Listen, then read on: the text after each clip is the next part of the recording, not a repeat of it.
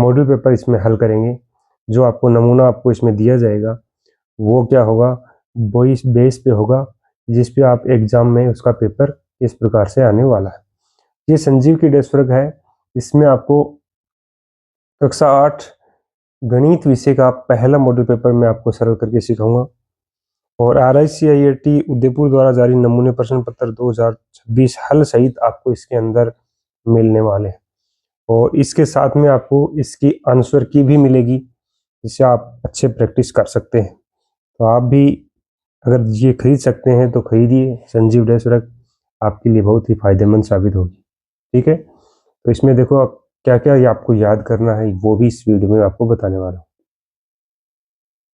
क्योंकि 2026 की बोर्ड परीक्षा के लिए RICIAT ने 30 अक्टूबर 2025 को मॉडल प्रश्न पत्र जारी कर दिया था। इस मॉडल प्रश्न पत्र के साथ में आपको निःशुल्क उत्तर पुस्तिका आपको इसमें उपलब्ध होगी। और साथ में ही इसमें आपको 8 से 9 मॉडल पेपर मिलेंगे, जिनका आप अभ्यास करके आसानी से मैथ्स के अंदर अच्छे अंक प्राप्त कर सकते हैं। तो ठीक है, अपन बिना देरी के आगे इसकी शुरुआत करते हैं। सबसे पहले इसके ब्लूप्रिंट की चर्चा करेंगे। देखो ये ब्लूप्रिंट क्या होता है, ये कुछ बच्चों को ही समझ में आता है।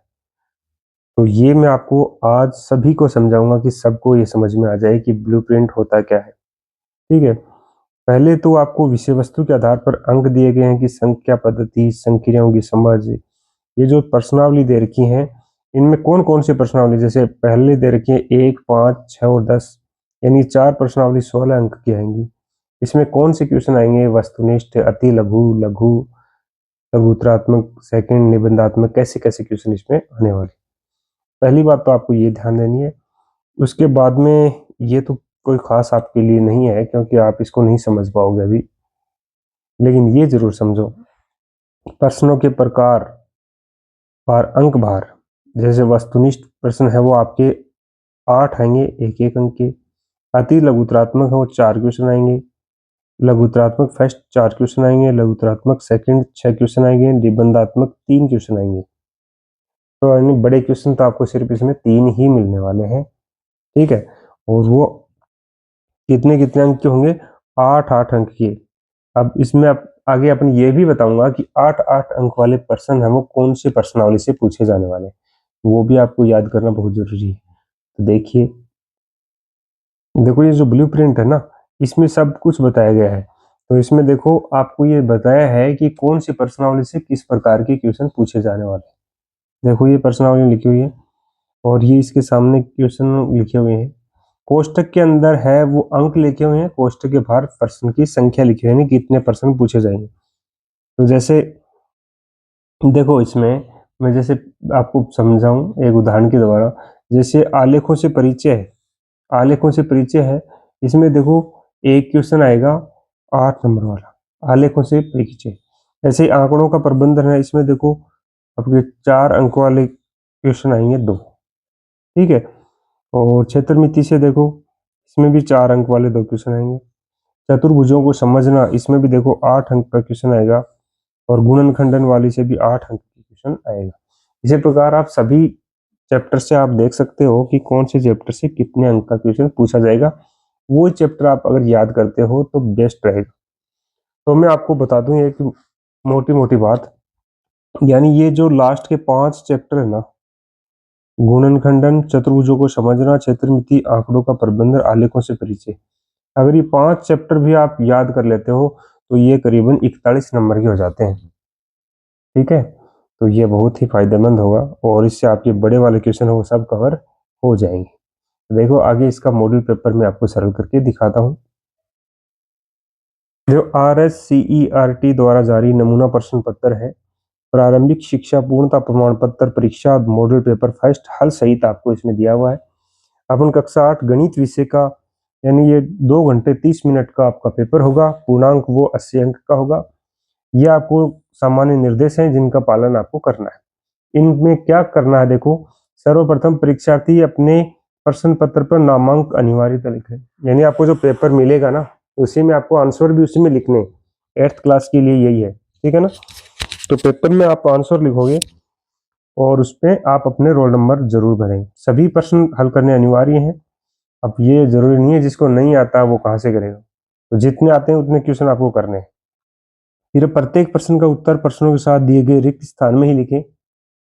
और प्रश्न संख्या 1 से 8 तक बहुविकल्पीय प्रश्न होंगे, ये उत्तर उनके सामने दिए गए कोष्टक में लिखें और सभी प्रश्नों के अंक उनके सामने अंकित हैं, यानी जो भी प्रश्न है उसका अंक है उसके सामने दिया गया है। तो जैसे खंड ए में आपको मैं बताऊंगा अभी, देखो जैसे ये खंड ए में 8 क्वेश्चन आएंगे और वो 8 ही अंक के होंगे, यानी एक एक नंबर के होंगे। देखो इसका आंसर क्या होगा, जैसे निम्नलिखित में से साचरीय गुणधर्म के लिए उचित विकल्प कौन सा है। देखो साचरीय गुणधर्म में होता क्या है, ए गुणा कोष्टक में बी गुणा सी, जैसे लास्ट के दो को कोष्टक में बंद किया फिर पहले दो को कोष्टक में बंद कर दो, लास्ट वाले को खोल दो, तो ये इसका साचरीय गुणधर्म होता है, ऑप्शन सी होगा इसका। फिर देखो आपको इनके आंसर भी दे रखे हैं, क्योंकि पहला मॉडल पेपर आपको हल सहित ही दिया हुआ है। एक चर वाले रैखिक समीकरण में चर की घात कितनी होती है, उसमें एक होती है, आपको ध्यान हो तो।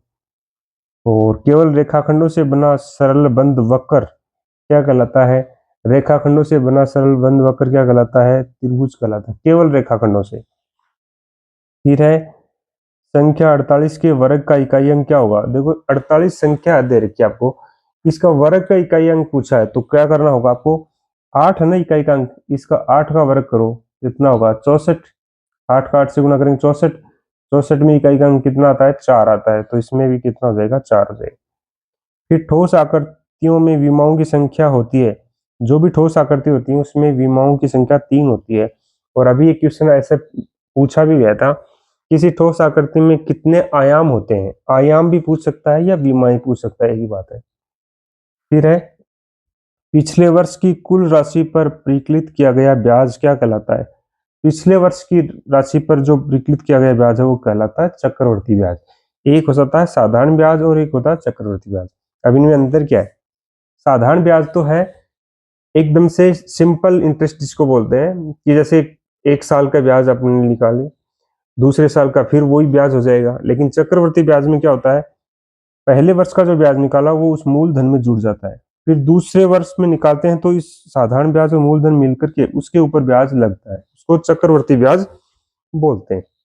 नेक्स्ट क्वेश्चन, निम्नलिखित में कौन सी संख्या किसी बहुपद की घात नहीं हो सकती। देखो बहुपद की घात है ना वो हमेशा पॉजिटिव होती है, तो इसमें नेगेटिव दे रखी है ना -2, ये नहीं हो सकती। फिर है एक ही घात x गुणा एक ही घात y का मान होगा। देखो इनका आधार समान है, घात अलग है, तो आधार एक बार लिख दो और घातों को जोड़ दो, यानी एक ही घात हो जाएगी x plus Y, B answer हो जाएगा। अब खंड ब में आपको क्वेश्चन नंबर 9 से 12 तक के क्वेश्चन आपको मिलेंगे, जिनको सभी के अंक वो आपको दे रखे हैं। 9 से 12 यानी 4 क्वेश्चन आपको 2-2 अंक के मिलेंगे। पहला क्वेश्चन आपको हल करना है, देखो इसको हल करने के लिए पहले इस क्वेश्चन को ऐसा कैसा लिख लिया, और फिर इनका क्या करना है, अंश का ऊपर गुणा कर लो और हर का नीचे गुणा कर लो।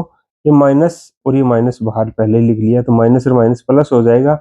वैसे ये -1 लिखने की जरूरत नहीं है, जैसे माइनस का चिन्ह 2 ही बार था तो प्लस आ जाएगा, सीधा गुणा कर दो, ऊपर की संख्या ऊपर नीचे की नीचे, और जो कटती है तो उनको काट देते हैं। जैसे यहाँ पे देखो कट जाएगा, 7 से 7 कट जाएगा, 5 से 5 कट जाएगा, और 2 से ये कट जाएगा 2 बार, फिर 6 को काट दें 2 से, 3 से 9 कट जाएगा 3, तो 1/3 आ जाएगा आंसर आपका।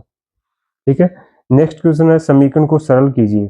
समीकरण को आपको सरल करना है, तो इस समीकरण में क्या करना है, जिनके साथ में चर लिखा हुआ देखो 5x 3x, चर वाले एक तरफ कर लो, 4 और 6 है इनके साथ चर नहीं लिखा हुआ है, इनको एक तरफ कर लेंगे। तो देखो 5x में से 3x घटाएंगे 2x, 4 में से 6 घटाएंगे -2, तो x का मान निकालेंगे तो 2 को इसके भाग में भेज दो, तो x बराबर कितना आ जाएगा, -2/2 यानी -1 आ जाएगा। नेक्स्ट क्वेश्चन है, संख्या दे रखी है 1719 29 को दो घनों के योग के रूप में दो अलग अलग प्रकार से व्यक्त कीजिए। जैसे इसको देखो पहले लिखा है 1729 को 1 + 1728, तो ये क्या होता है 1 का क्यूब और 12 का क्यूब होता है 1728। फिर 729 और 1000 लिख लिया, 729 और 9 का क्यूब होता है और 1000 किसका क्यूब होता है, 10 का क्यूब होता है, तो ये दो अलग अलग घनों के रूप में लिख दिया। नेक्स्ट क्वेश्चन अपना देखो, सामने एक वस्तु 783 रुपये में खरीदी, 8% वस्तु एवं सेवा कर जीएसटी सम्मिलित था। वस्तु एवं सेवा कर जीएसटी जोड़ने से पहले वस्तु का मूल्य क्या था? तो यहाँ मान लिया, माना जीएसटी जोड़ने से पहले उसका मूल्य x रुपये था। जीएसटी कितनी है? 8%। तो x का 8% निकालेंगे अपन, x तो है ही, x का 8% निकालेंगे तो ये आ जाएगा 0.08x। x जुड़ जाएगा तो x कितना, यहाँ पे 1 है तो 1.08x हो गया। जीएसटी जोड़ने के बाद मूल्य आपके 783 है, तो इन दोनों को बराबर रख देंगे और यहाँ से x का मान आ जाएगा, तो यानी x का मान कितना आ गया? 725 रुपये। ये है जीएसटी जोड़ने से पहले का मूल्य। नेक्स्ट क्वेश्चन देखो। नेक्स्ट क्वेश्चन खंड 6 में आपको 13 से 22 तक के क्वेश्चन करने। भाग ए में 13 से 16 तक के क्वेश्चन आपको 4-4 अंक के मिलेंगे और उन क्वेश्चनों को देखो आपको कैसे करना है। यानी जो 13 से 16 4 क्वेश्चन है, उनमें सभी में आपको 4-4 क्वेश्चन मिलेंगे 1-1 अंक के। जैसे 1 माइक्रोन के बराबर होता है, आपको 2 ऑप्शन दे रखे हैं। 1 माइक्रोन किसके बराबर होता है? 1 गुणा 10 की घात -6। ठीक है। फिर 0.00035 का मानक रूप लिखना है। तो मानक रूप क्या लिखा जाता है? देखो, ये पॉइंट है, ये 3 और 5 के बीच में लेके आना है। अगर पॉइंट को अपन हमें दाईं तरफ लेके जाते हैं तो घात माइनस की लगती है और बाईं तरफ लेके जाते हैं तो प्लस की। तो अपन दाईं तरफ लेके आने तो घात 10 की घात लगेगी -4। यहाँ प्लस का भी दे रखा होगा, माइनस का भी दे रखा होगा, तो माइनस की जाएगी कब और प्लस की कब जाएगी, ये आपको ध्यान रखना है। फिर 1.25 गुणा 10 की घात -3 का सामान्य रूप लिखना है। तो सामान्य रूप लिखने के लिए भी आपको क्या करना है? उसका विपरीत करना है। देखो, घात माइनस की है तो बाईं तरफ ये पॉइंट है वो खिसक जाएगा। कितने अंकों पे खिसकेगा? 3 जीरो, यानी 3 अंक और खिसकेगा। तो 1 2 3, 3 अंकों पे और खिसका दिया इसको। फिर है, इनको देखो गुणा करना है। आधार समान है, घातों को जोड़ दो। तो 6 और 2 8 हो जाएंगे, 5 घटा दो माइनस के तो कितने हो जाएंगे? 3 की घात 3 हो जाएगा और 3 की घात 3 को सरल करते हैं तो 27 आता है आंसर। कितना आता है? 27। फिर नेक्स्ट क्वेश्चन देखो, इसमें सत्य और असत्य लिखना है। घनाभ का पृष्ठीय क्षेत्रफल L B plus B H plus H L होता है। नहीं, कोष्ठक के बाहर 2 और लगा देता तब तो ये सही हो जाता है। अभी ये असत्य है। फिर है, किसी पात्र में भरे पदार्थ की मात्रा उसकी धारिता कहलाती है। ये सत्य है। धारिता बोल दो या आयतन बोल दो, एक ही बात है। एक संदूक में 8 फलक और 6 शीर्ष होते हैं। गलत है जवाब, क्योंकि संदूक है वो किसके आकार का होता है? घन के आकार या घनाभ के आकार का होता है। और घन या घनाभ में 6 फलक होते हैं। 6 फलक होते हैं, 8 शीर्ष होते हैं। इसमें उल्टा लिखा हुआ है। फिर है, 1 सेंटीमीटर क्यूब बराबर होता है 1000 लीटर के बराबर होता है। नहीं, ये भी गलत जवाब है। ये भी क्या हो जाएगा? असत्य हो जाएगा। नेक्स्ट क्वेश्चन देखो, आपको इनमें मिलान करना है। जो इसके साथ सही बैठ रहा है उसके साथ में इसका मिलान करना है। अगर आपको इनमें से कोई 3 पता है तो चौथा तो अपने आप ही हो जाएगा। देखो, जैसे ये शॉर्ट ये है, 4 को 3 से गुणा करोगे 12, एक प्लस का और एक माइनस का तो माइनस आ जाएगा। पी की घात 3 और 1 4। ऐसा ही 5 एक्स वाई का अंदर गुणा कर दो तो 5 का एक्स वाई से गुणा करोगे तो एक्स स्क्वायर वाई हो जाएगा, प्लस 5 का एक्स वाई स्क्वायर हो जाएगा, माइनस 5 का 5 से गुणा करोगे 25 और एक्स वाई, ये हो गया। ऐसे ही इनको गुणा हो जाएगा। नेक्स्ट क्वेश्चन देखो, बहुत ही सरल सवाल है। एक थैले में 4 लाल, 2 पीली और 3 सफेद गेंद है। थैले के अंदर से बिना देखे एक गेंद निकाली जाती है। निम्नलिखित की क्या प्रायिकता है? देखो, प्रायिकता निकालने के लिए आपको क्या करना है? ऊपर तो लिखना है अनुकूल परिणाम, नीचे लिखना है कुल परिणाम। यहाँ पे अलग अलग गेंदों की संख्या लिखी हुई तो ऊपर अनुकूल गेंदों की संख्या, नीचे कुल गेंदों की संख्या, ये लिख सकते हो, कोई फर्क नहीं पड़ता। आप एक सूत्र याद कर लो। तो पीली गेंद निकालने की प्रायिकता पूछ रहा ना, पीली गेंद कितनी है? देखो 2, तो वो तो हो गई अनुकूल। कुल गेंद कितनी है? इनको जोड़ लो, 4 2 6 और 3 9, तो इसकी प्रायिकता हो गई 2/9। ऐसे ही निकाली गई गेंद लाल नहीं हो तो इसकी प्रायिकता क्या होगी? लाल गेंद न आने की प्रायिकता बटा कुल गेंद, तो कुल तो 9 रहेंगी। अब देखो, लाल कितनी है? 4, तो 2 और 3 ये 5, ये 5 है वो लाल नहीं है तो 5/9 हो जाएगा। ऐसे ही नेक्स्ट क्वेश्चन है ये हो जाएंगे। समझ में आया? हरी गेंद आने की प्रायिकता पूछ रहा ना, हरी गेंद अपने पास है ही नहीं तो 0/9, और 0 में किसी भी संख्या भाग लगाते हैं तो 0 आता है। नेक्स्ट क्वेश्चन देखो, भाग में 17 से 22, इसमें भी आपको 4-4 अंक के क्वेश्चन मिलेंगे। सबसे पहले संख्या दे रखी है, इसका भाग विधि से वर्गमूल ज्ञात करना है। तो 31.36 दे रखा, इसका वर्गमूल निकालेंगे अपन भाग विधि से।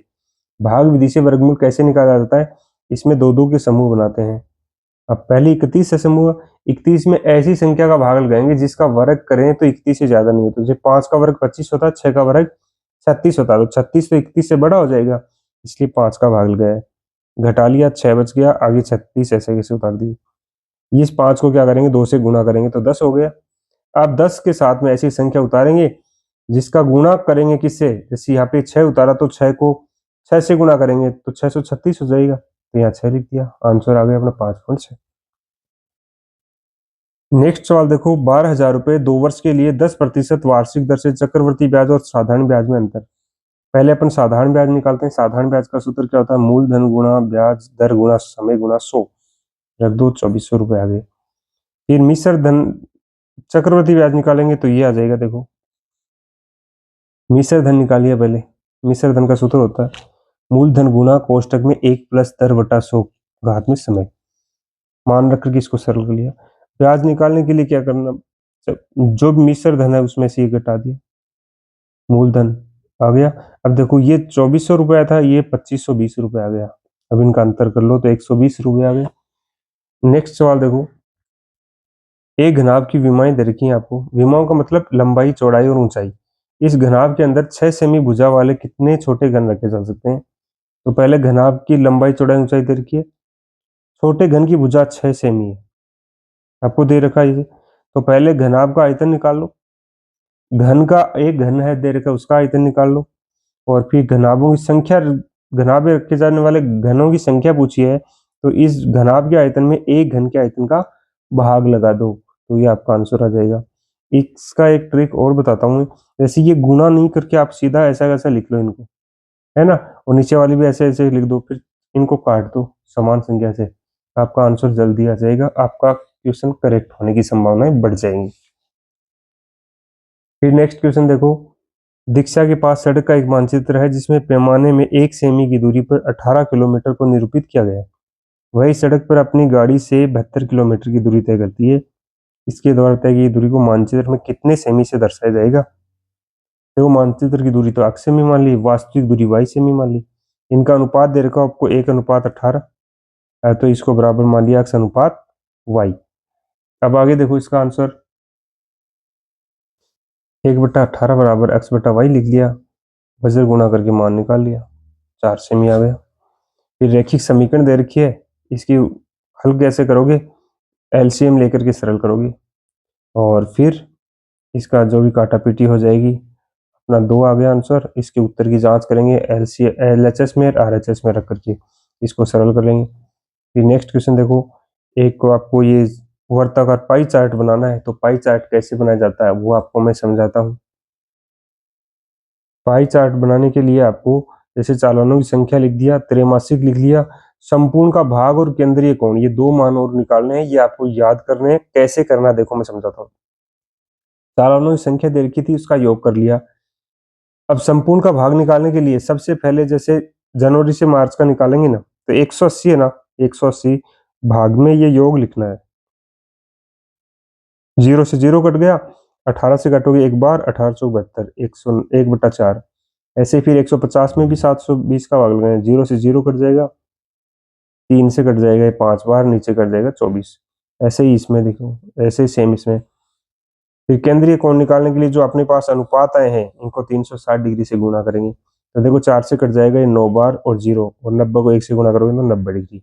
ऐसे आप सभी के लिए निकाल लोगे।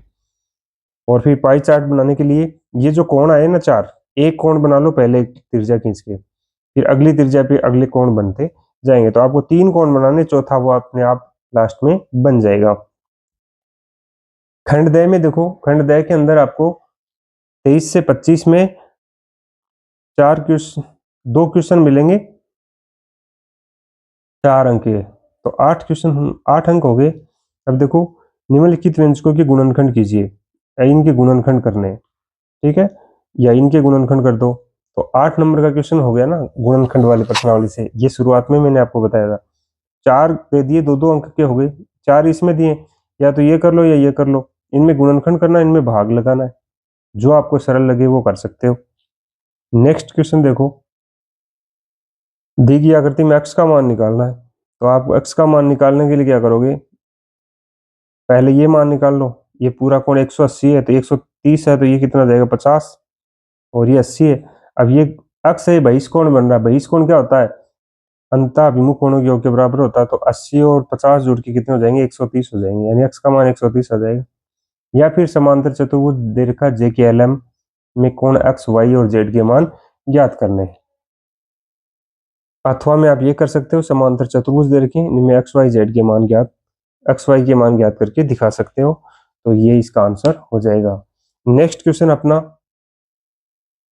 क्वेश्चन नंबर 25 है। देखो इसमें 8 नंबर का क्वेश्चन है। समय और दूरी के मध्य एक रेखिक आलेख बनाना है। ये तालिका दे रखी है, इससे आप एक आलेख बना सकते हो, और इसमें 2 क्वेश्चन दे रखे हैं, उनका आंसर दे सकते हो। ठीक है, ये 8 नंबर का क्वेश्चन आपका। 8 नंबर के क्वेश्चन में आप ये ग्राफ बना करके दिखा सकते हो, या फिर ये दूसरा ग्राफ रेखिक आलेख ये बना के दिखा सकते हो। ये 8 नंबर का क्वेश्चन है। ठीक है, ये हाँ, ये आरेख मूल बिंदु से गुजरता है और वर्ग का परिमाप 16 सेमी होगा, जिसकी भुजा 4 सेमी है। इस प्रकार से अपना ये मॉडल पेपर यहीं पे कंप्लीट हो जाता है। मिलते हैं नेक्स्ट वीडियो में, तब तक के लिए धन्यवाद। जय हिंद, जय भारत। और अगर आप वीडियो में पहली बार विजिट कर रहे हैं तो लाइक का बटन जरूर प्रेस करें। आपके लिए ऐसे ही महत्वपूर्ण वीडियो आते रहेंगे। Thank you very much.